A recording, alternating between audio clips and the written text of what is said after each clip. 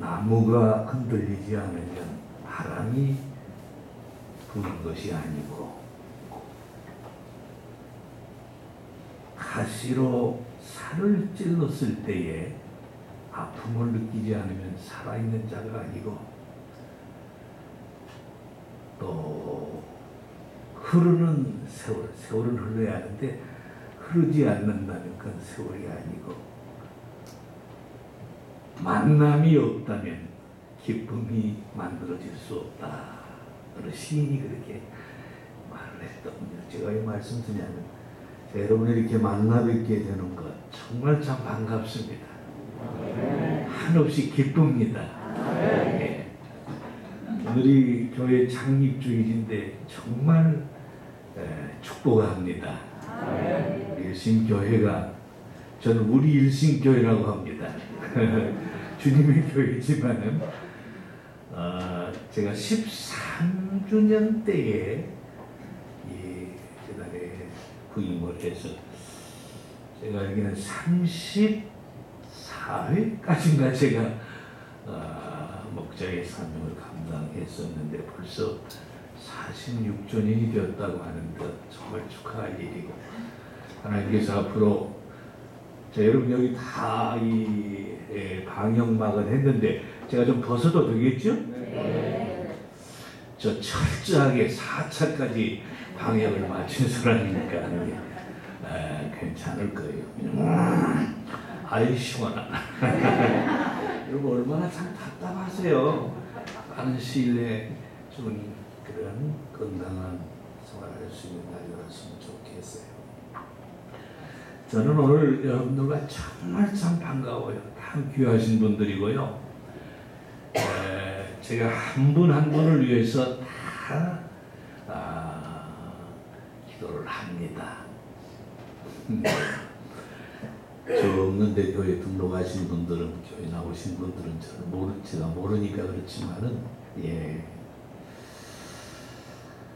감사하고 이 교회가 앞으로 창대해지고 건물도 잘 지어질 줄로 믿습니다.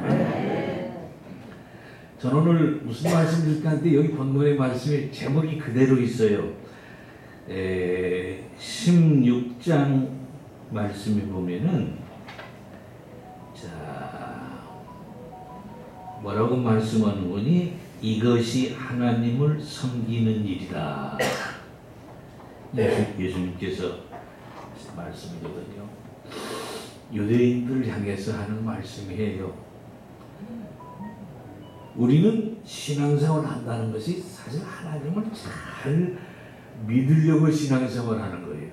이 자리에 나와서 예배드리는 것도 지금 하나님을 잘 섬기는 거고, 더 잘 섬기려고 하는 것인 줄 알아요.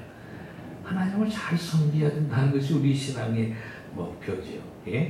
성경은 하나님을 잘 섬긴 사람들에 대한 이야기, 또 그렇지 못하고 하나님을 잘못 섬긴 사람들에 대한 이야기, 둘로 나누어져요. 자, 보세요. 아담 하나님 잘못 섬겼잖아요. 아브라함 하나님 잘 섬겼죠. 노아도 잘 섬겼죠. 에녹도 잘 섬겼죠. 다윗도 잘 섬겼죠. 그러나 사울왕 같은 사람은 하나님 잘못 섬겼어요. 여러분, 이 교회 일지에, 교회 역사에 다 어느 때 그 장로님, 우리 안 장로님 고맙습니다. 저희 가정을 위해서 그렇게 다 기도해 주네. 좀 뜨겁고 고맙습니다. 나중에 돈 있으면 풀빵도 사잡수고.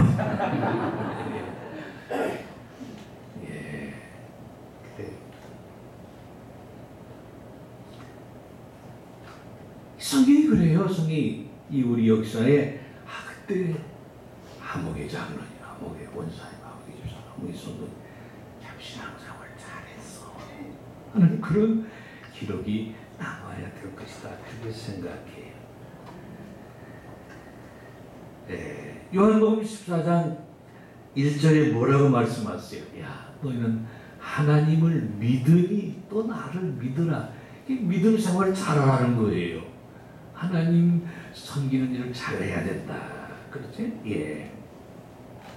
본문의 말씀은 예수님께서 제자들이 지금 하신 말씀인데, 유대인들이 너희들, 제자들이 향해서 하시는 말씀이에요. 유대인들이 너희를 핍박할 거다. 너희들을 참 채찍을 가하고 고난을 주고 너희를 출교시키고 어려움을 줄 텐데, 그들은 생각하기를 이렇게 해야 하나님을 잘 섬기는 것이다, 이렇게 생각한다는 거예요. 사실 그렇잖아요. 예수님을 유대인들이 십자가에 죽을 때에 그렇게 해야만, 저 사람 십자가에 죽여야만 하나님이 기뻐하신다고, 그게 하나님을 자기들을 섬기는 것이라 이렇게 생각했기 때문이거든요. 그래서 예수님께서 제자들에게 유대인들이 너를 핍박하고 고난을 주고 출교하고 그럴 때 그들은 생각하기를 그렇게 해야 자기들이 하나님을 잘 섬기는 것이라고 생각한다는 거예요. 참 그렇죠. 하나님을 잘 섬기는 여러분들 되시기를 바랍니다. 예, 하나님 잘 섬겼다고는 이 교회 역사에 기록이 남아야 된다, 그 말이에요. 네. 저는 2대 목사로서 그 목사 와서 농땡이나 치고 별 볼 일 없이 말이야, 교회 건축도 하나도 못하고 말이야, 그런 기록으로 남지 않기를 바라는데, 여러분 하나님께서 다 아시겠지만서도 구약에서는 하나님을 잘 섬기라는 말을 뭐라고 말하는 거니? 신명기 6장 5절에 말이에요. 너는 마음을 다하고 뜻을 다하고 또 힘을 다하여 네 하나님 여호와를 사랑하라. 이 구약에 하나님 잘 섬기는 법이라고 말씀하고 있어요. 예. 여러분 하나님을 사랑하면 아멘 하세요. 하나님을 더 잘 섬기기를 원하시면 아멘 합시다. 아멘 크게 한 자에게 복 주실 줄로 믿어요. 아유 크게 할 거라고. 근데 신학에 와서는 하나님 잘 섬기는 방법을 어떻게 포커스를 줬으면 예수님께서 하신 말씀인데, 요한복음 6장 27절로 29절에서 예수님이 이렇게 말씀하셨어요. 너희는 썩을 양식을 위하여 일하지 말라. 썩지 아니할 양식을 위해서 일하라. 그랬어요. 근데 주님, 썩지 않은 양식을 위해서 일하는 것이 무엇입니까? 질문을 했더니 예수님께서 하시는 말씀이 아버지께서 보내신 자를 믿는 것이 하나님의 일이다. 그랬어요. 믿는 것이 하나님의 일. 자, 여러분 유대인들이 지금 자기들이 뭔가 잘못하고 있는데도 그걸 잘하는 줄로 알고 이렇게 해야만 하나님을 잘 섬기는 것이다. 잘못된 거죠. 그 이유가 있어요. 첫째는 내 생각은 절대로 틀리지 않았어. 내 생각은 옳고 저 사람 생각은 틀렸어. 이 생각이 유대인들 속에 막 들어찼어요. 유대인, 하나님께서 우리를 선택했고 하나님 우리에게 복을 주시고 우리 민족만 거룩한 민족이에요. 이것부터 시작해서 세월이 흘러가면서 그들은 내 생각은 옳아. 절대적이야. 틀린 거야. 여러분 이게 참 무서운 그런 생각입니다. 하나님을 믿는 신앙인들처럼 무서운 자들이 없다. 그런 말이 있어요. 여러분 어떻게 생각해요? 여러분 어떤 생각? 내 생각은 틀리지 않았어. 내 믿음은 참 온전한 믿음이야. 내 믿음, 군 받을 믿음이고 복 받을 믿음이고 내 생각은 틀리지 않았어. 그런데요, 여러분 한번 생각해 보세요. 유대인들은 지금 생각이 잘못된 거예요. 생각을 하나하나 신앙생활을 하면서 고쳐나가는 것이 하나님을 잘 섬기는 방법이라는 걸 아시기를 바랍니다. 교만했던 마음이, 불신했던 마음이, 좌측에 치워졌던 마음이 뭔가 자꾸 바꾸지 않은데 마음이 굳어질 대로 굳어지고 내 생각이 잘 들렸어? 내 생각. 이게 참 무서운, 이 세상에서 제일 무서운 사람이요. 어떤 사람이냐면 내가 최고야. 어? 이 세상에 가진 사람이 제일 무서운 사람이라고 그렇게 말해요. 저는 예수님교회를 은퇴한 지가 벌써 12년 된 것 같은데 그동안 저 목회 지금 열심히 하고 있습니다. 목사님 무슨 목회합니까? 저 설교 목회합니다. 나가서 지금 교회 가서 정성스러워 매주 한 시간씩 설교해요. 낮 11시도 설교하고. 그런가 하면은 신학교 나가서 이 교육 목회를 하는데 이 80이 넘은 사람을 신학교에서 교수로 쓴다는 것도 참 감사할 일이에요. 여러분 기도 많이 해주신 것 같아요. 예, 아닙니다. 목사님, 그 배운 거 다 어디다 쓰셔야지요. 신학교에서 놓아주질 않아요. 저 이제 그만 나가려합니다. 안 하려합니다. 힘들고요. 이 서울까지 전철 타고 왔다 갔다 하는 거 힘들어도 못하겠다. 안 된다는 저 교육 목회를 열심히 하고 있어요. 여러분께서 기도해 주신 은혜인 줄로 압니다. 하나님께 감사 영광을 돌립니다. 근데 제가 신학교 가서 학생들하고 하는데 이 아이들이 어떻게 마음들이 굳어져 있는지요. 신학교라는 건 이 사람의 학설도 이 사람의 주장도 다 종합해서 펼쳐서 이런 거야 다 가르쳐주는데 조직신학적인 차원에서 무슨 성경신학적인 차원에서 교회사 역사적인 그래서 이런 식이 하는 거야 하고 그걸 받아들여야 할 텐데 이놈의 신학생들이 말이야 예수님 같은 것들이 벌써부터 목사도 되기 전에 마음이 꽉 굳어져가지고 자기들이 죽으러 가야 됩니다. 맞습니다. 자기들끼리도 싸워요. 참 안타깝습니다. 아니에요.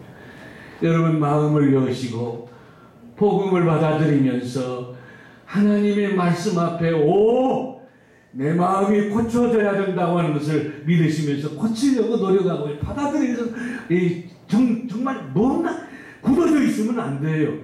내가 최고라고만 생각하면 절대 안 된다 그 말이에요. 예.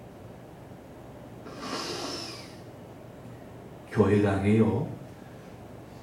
십자가 안 거는 교회당이 교파가 있어요. 왜? 이 십자가를 거는 우상이라는 거예요. 그런 교파가 교단이 있어요. 그러면 강단에다 십자가 거는 건 우상이고 철탑 위에 높이 세우는 건 우상, 그럼 아닌가요? 그럼 뭐 잘못됐잖아요. 우리나라 문공부에서 발표된 한국에 등록된 개신교 숫자가 412개랍니다. 그 중에 하나가 여러분이 지금 신앙생활하고 있는 이 통합교단 또는 합동체 412개라는데 그 외에도 얼마나 많은지 그들이 다 자기들만 옳다는 거예요. 너는 틀렸고 나는 옳다. 내 주장이 옳다. 아닙니다. 여러분 주님의 마음을 내 마음속에 가지고 있으면 주님의 마음은 겸손한 마음이고요. 주님의 마음은 높일 줄 아는 그런 마음이고요. 존경할 줄 아는 마음이고요. 주님의 마음이 여러분 마음속에 모르듯 흐르기를 바랍니다. 정말 내가 제가요 신학교를 졸업하고 군대 갔다 왔어요. 저희 키가 이렇게 조그만해도 정식으로 군대 갔다 온 사람입니다. 군대도요 유격대원이었어요. 줄 타고 200m 산 절벽에서 내리고 하강하고 깔보지 마세요. 그런 소리입니다. 군대 갔다 와서 제가 총각 목회를 하는데 한 40여 명 하는 교회인데 그 교회는 우리 한국 장로교 신학교 1회 졸업생인 김광수 장로님, 목사들 부인데 자기 그 부인 때문에 목사가 안 되고 장로인데 그분이 개척한 교회예요. 그게 한데 장로님이 한 6개월 지나서 간암으로 제 무릎 위에서 세상을 떠났어요. 그리고 나서 설교만 했다 하면 그 부인이 권사님이 제 방에 들어와서 전도사님 왜 오늘 설교를 그렇게 했습니까? 왜 그렇게 예수님의 이름으로 기도합니다 하기 전에 사랑이 많으신 예수님이요 거룩하시고 귀하신 예수님이 한다든지 왜 그냥 말 같은 소리를 해야지요. 트집을 잡아도 사사건건이 트집을 잡는데 왜 본문 얘기를 설교 제목을 먼저 말씀을 안 드렸냐 하니 그냥 트집을 잡기 시작하는데 사사건건이 트집을 잡는 거예요. 여러분 우리 제가 목회하는 동안에 우리 일심교회 성도 저희 집에 와서 저한테 와서 왜 목사님 이렇게 설교했습니까 하는 사람 하나도 없었어요. 감사하죠. 예. 내가 뭐 설교를 잘해서 그런 건 아닐 거예요. 예. 불쌍하게 여기시면서 따져봐야 그렇게 뭐 그래서 견디다 못해서 내가 사임을 하고 나올 때 결심을 하고 권사님 예수님이 오셔서 설교하더라도 그렇게 트집을 잡으시렵니까? 그랬더니 예수님 하는 것을 보아야지요. 여러분 자기 생각만 못하는 거예요. 잊혀지지 않아요. 두 번째는요, 유대인들이 지금 분명히 잘못된 일이거든요. 제자들을 사랑하고 핍박하고 그 고난을 주고 출교시키고 뭐 이런 것을 하면서 이렇게 해야 하나님을 잘 믿는다. 왜 그러냐면 철저한 율법적인 신앙을 가지고 있기 때문에 율법만이 완성법이라고 믿기 때문에 율법. 여러분 모세가 누굽니까? 하나님의 부름받은 사명자지요, 애국자지요, 민족 해방 지도자지요. 훌륭한 일 많이 했어요. 예, 모세를 통해서 율법이 주어졌어요. 근데 그 율법이 완전한 거 아니에요. 율법이 구약이 아니에요. 먼저는 은혜가 여러분 창조 때부터 노아 시대, 아브라함 시대까지 모두가 다 은혜 시대예요. 은혜 시대. 이 율법은 이스라엘 민족이 광야 생활에서 그 참 범죄하기 쉽고 너무나도 그래서 율법을 하나님께서 법을 주신 건데 이 율법이 최고다. 아니죠. 여러분 율법주의적인 신앙에서 벗어나야 돼요. 말씀 중심의 복음적인 신앙을 가져야 돼요. 예. 저는 모세를 좀 쭉 연구해 보니까요, 모세가 참 잘한 일이 많아요.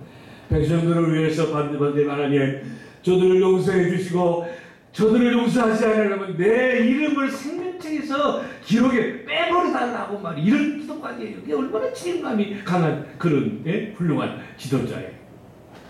잘못한 게 있더라고요. 신명기 3장 25절 말씀에 보니까 그가 가나안 족속을 향하여 쭉 백성들이 갈 때 멀리 바라보면서 하나님께 기도해. 하나님 나도 좀 건너가서 저 레바논을 보고 저 아름다운 땅을 좀 보게 하여 주시옵소서. 좀 건너가게 해 주십시오. 들어가게 해 주십시오. 그런데 하나님께서 이야 그런 소리 하지 마라. 내 마음이 아프다.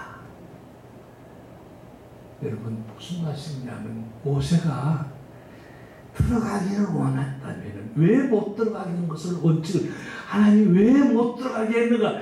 여러분 반석을 향하여 말을 하라 할 때 반석을 주지 자기 마음대로 있잖아요. 그걸 생각을 하면 하나님 제가 잘못했어요. 제가 잘못했습니다. 하나님 그때 그냥 너무나 감정이 앞서가지고요 사람들이 막 보는 데서 나를 영웅적인 심령 마음으로 그냥 그 지팡이를 쳤어. 그 잘못했으면 용서해 주세요. 용서하여 주시옵소서. 그게 없어요.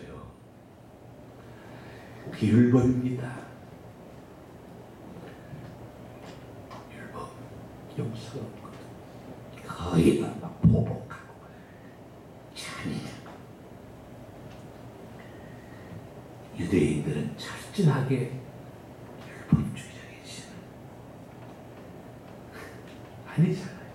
마지막으로요, 세 번째, 유대인들이 왜 이와 같이 이렇게 하는 것이 하나님을 잘 섬기는 것이라고 잘못 판단하고 있었느냐면, 그들은 은혜의 맛을 체험하지 못했기 때문이에요.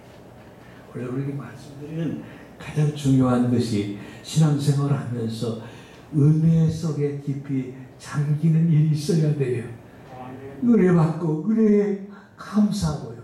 은혜 속에서 오 하나님이여, 이 은혜, 유대인들 그 은혜를 부정하니까 받아들이질 않으니까. 예수님의 말씀이 은혜요, 하나님께서 예수님을 보낸 것 자체가 은혜인데 그걸 거부하고 받아들이지 않기 때문에 그들은 맛을 모를 수가 있는 거예요. 맛을 모른다는 건 얼마나 참 안타까운지 몰라요. 율법은 은혜를 이기지 못합니다. 오늘 이 교회가 은혜가 충만한 교회 되기를 바랍니다. 하나님이 주시는 은혜가 파도처럼 물결치고 충만한 게 은혜. 은혜는 용서고 은혜는 사랑이고. 자, 보세요. 고린도후서 6장 2절에 이렇게 말씀하셨더라고요. 보라, 지금은 은혜 받을 만한 때야. 그리고 지금은 구원의 날이야. 여러분, 지금 은혜 받아야 돼요. 내년에 은혜 받아야겠다, 다음에 은혜 받아야 되겠다 생각하지 말고. 요사이 한국 성도들은요, 설교를 이미 다 본문 탁하니 보고 이런 소리, 이 말씀이구만. 그래서 자기가 설교를 다 작성해서 마음에 가지고 있다는 거예요. 그래서 목사님이 설교하면 에이 틀렸어. 여러분, 아닙니다. 은혜는 받아들여야 돼요. 하나님의 말씀을 받아들이는 것이 벌써 은혜 받는 거예요. 은혜 받으려고 노력하셔야 됩니다. 아멘. 예. 서정수 시인의 국화 옆에 서라는 시를 아마 잘 알 거예요. 한 송이의 국화꽃을 피우기 위하여 서쪽새는 봄부터 그렇게 오른다 보다. 한 송이의 국화꽃을 피우기 위하여 천둥은 먹구름 속에서 또 그렇게 오른다 보다. 그리움과 아쉬움에 막 가슴 조이던 머나먼 젊음의 뒤안길을 벗어나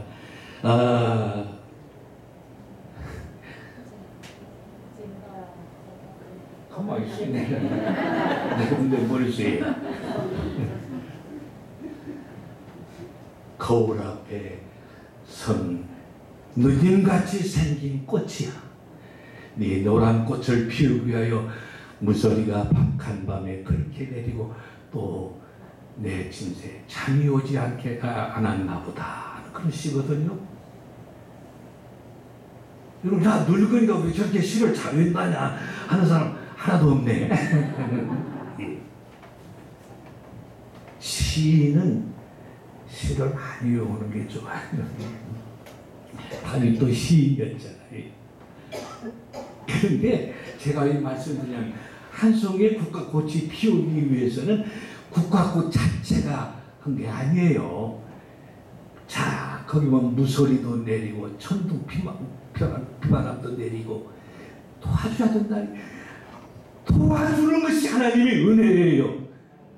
이걸 말씀드리기, 하나님의 은혜로 우리가 지금까지 살고 있는 것이고, 하나님의 은혜를 헛되이 받지 말라. 감사함으로 받으라. 찬양함으로 받으라. 할렐루야. 순종함으로 받으라. 네. 은혜를 받아야 돼요.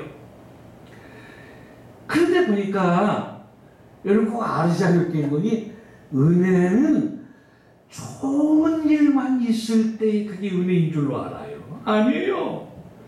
바울이 고린도전서 12장 말씀 가운데 보니까 뭐라고 말씀하는 거니? 유명한 말씀.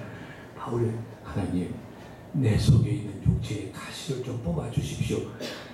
3번이나 아마 금식기도하고 철저하게 했다는 말이겠죠. 하나님 뭐라고 하세요? 아니야, 내 은혜가 내게 좋게. 너는 약한 데서 여러분, 가장 귀한 말, 안 되어지는 것도 은혜라고 하는 그런 말씀이에요. 안 되어지는 것도, 실패를 하는 것도, 뒤로 물러가게 하는 것도, 찌르는 가시에 찔려서 아픔을 참아야 되는 것도 은혜가, 하나님이 주신 은혜라고 하는 걸 깨달아야 된다고 말이에요. 이 모든 바울이 그러나 일체의 비결을 배웠노라. 풍부함에 처할 줄 알고 비천함에 처할 줄도 알고, 안 잘 될 때만 은혜 하나님 주시는가 보다. 하나님이 나를 아니에요. 안 될 때도, 가시에 찔려 아픔을 느끼게 될 때도 은혜라는 걸 아셔야 돼요. 하나님 참 신비한 하나님이십니다. 세종대왕 훌륭한 왕이죠. 그 양반이 자녀를 많이 낳았어요. 아들만 18명을 낳았어요. 딸을 4명이 낳았는데 역대 한 6, 이조왕후에 한 6번 제위기간이 그렇고. 근데 18명의 아들 가운데에 광평대군이라는 그런 아들이 있었어요. 소현왕후의 그 정실분 8명을 낳았는데, 아들을 낳았는데, 그 중에 정정당당하게 영리하고 겸손하고 재치 있고 학문에 능하고 20살이 되었는데, 이 양자를 보냈지만서도 이 세종대왕은 자기 아들이니까 귀하게. 근데 그 생선을 먹다가 생선 가시가 목에 걸려서 이걸 의원들이, 어이들이 와서 뽑지를 못하는 거예요. 얼마나 깊이 들어갔던지. 그 야사에 보면 그렇게 해서 굶어 죽었다 그러거든요. 근데 그 야사고 세종대왕의 친아들이, 그 당시 천연두가 만연돼서 천연두로 인해서 죽었던 것이 역사의 진짜 기록이다. 20살 때. 세종대왕이요, 제가 이 말씀 드리는 거예요. 여러분, 자녀들 때문에 마음 아파하시는 분들이 많이 있을 줄 알아요. 가족들 때문에 괴로움을 당하고 안타까움을 사로잡혀 있는 분들이 많이 있을 줄, 저도 그래요. 근데도 하나님 감사합니다. 하나님의 뜻이 있는 줄로 알고요. 하나님이 어떤 목적을 이루시려고 하는 것인 줄로 압니다. 참 믿습니다. 하나님을 사랑합니다. 하나님, 안 되는 것도 은혜인 줄로 압니다. 마음이 편안해져요. 새로운 은혜를 하나님이 주시고. 여러분, 세종대왕이 그 신하들에게 뭐라 말씀하세요? 전하, 위로드릴 말씀이 없습니다. 아닐세, 내 18명이나 되는 아들 자식 가운데에 이렇게 내 곁을 마음 아프게 하고 떠난 자식이 있다는 것, 내가 군주로서 백성들의 마음을 아프게 하지 말라고 하는 하늘의 뜻인 것으로 내가 받아들이니. 얼마나 멋있는 말인지 몰라요. 여러분, 세종대왕이 한글을 창제했다고 하는 것보다 더 훌륭한 이런 말이에요. 여러분 아마 처음 듣는 말일 거예요. 이건 요새 사실이에요. 광평대군 아들 굶어 죽었다고 야사에 나와 있지만은 굶어 죽은 게 아니고 이 천연두로에서 죽게 되는데, 그때 이 아버지의 심정을 그렇게만 하늘이 뜻이 있어서 나를 깨닫게 하시려고 하는 것. 자, 이런 말씀을 마치게요. 오늘은 유대인들과 같은 그런 신앙을 가져서는 안 될 줄로 알아요. 유대인들의 생각은 뭐가 잘못되고 있는데도 불구하고 그렇게 하는 것이 하나님을 섬기는 것이라고. 어떤 집사님이요, 시골에 서울에 살기 변방으로 경기도 변방으로 나갔대요. 교회에 대한 불평도 많고 하나님에 대한 불평도 많고 그냥 은혜의 체험이 없었기 때문이에요. 예, 이사를 가서 딱 하니 짐을 푸는데 정적이 됐어요. 캄캄하게 됐어요. 근데 뭐 밖에서 아저씨 저 문을 열고 보니까 왜 꼬마 녀석이 자 우리 지금 이사 와가지고서 이 짐도 풀지 않았는데 뭘 가지고 어디로 갔어? 그리고는 그냥 욕을 해자치면서 그 어린아이를 호되게 책망을. 이 어린아이가요, 잘 들으세요. 손에 뭔가를 들고 있으면서 아저씨, 저희 엄마 아빠가요 이웃집에 지금 이사가 왔는데 이 정전이 됐으니 어떡하겠냐, 갖다 이 초를 갖다 주라고 해서 제가 갖고 왔는데요. 뭘 달라고 온 게 아니라 주려고 왔냐? 왔단 말이냐? 예, 아저씨, 이거 이삿짐 풀지도 못하고 어떻게 풀도 잘 줬는데 이거 저희 집 엄마 아빠가 주러 갔다 왔어. 불평하고 짜증내고 가던 그 집사는 은혜 체험이 없던 사람이고, 옆집에 살던 그 어린아이 집은 은혜가 충만한 체험적인 신앙의 그런 가정이었던 거예요. 여러분, 우리 하나님을 잘 섬기는 자들이 되어야 되지요. 믿으시면 아멘 하세요. 하나님 잘 섬긴다는 칭찬을 받아야 되지요. 그러기 위해서는 유대인들처럼 내 생각이 최고라고 생각을 버려야 돼요.